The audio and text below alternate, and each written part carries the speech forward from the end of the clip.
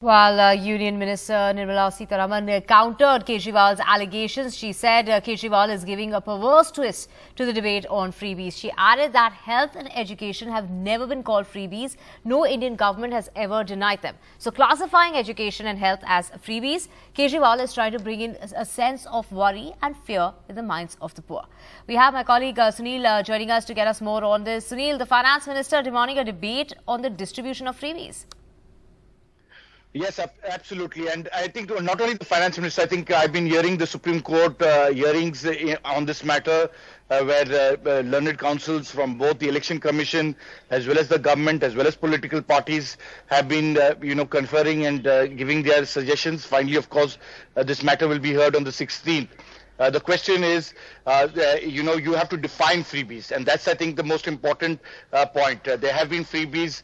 If you talk about, for example, the BJP in the run-up to the 2019 elections tried to emulate the Nyay scheme by giving farmers 6,000 rupees or free rations in the recent Uttar Pradesh elections. So there has to be a debate and discussion, as the finance minister points out. In the same way, Mr. Kejriwal has tried to bring in the question about health and education. These have been there from time immemorial. If you recall, right from the Congress regimes, from India's independence. In fact, there was a Kothari Commission. There have been a lot of discussions on this. So the BJP hitting out at the Aam Aadmi for trying to attempt to scare the people on these important issues. These schemes have been there. And as I pointed out, be it any political party, many of them have offered.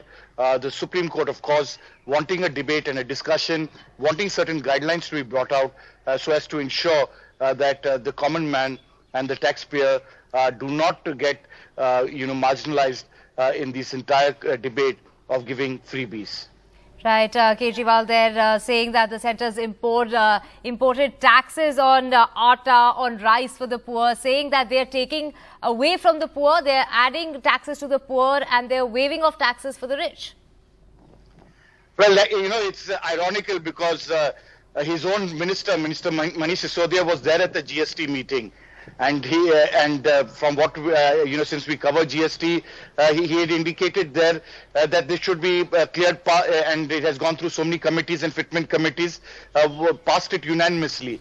Now raising the bogey about the fact that this has been passed, this has been there with successive governments. Before GST was imposed, various state governments used to impose GST at various levels through the value-added tax or the sales tax or the excise tax or these levies.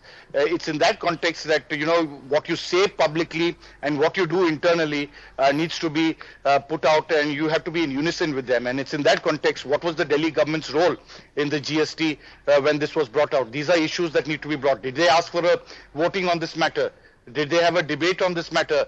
If so, let the minutes be brought out and clearly specified what was the role of the finance minister of Delhi on these important issues.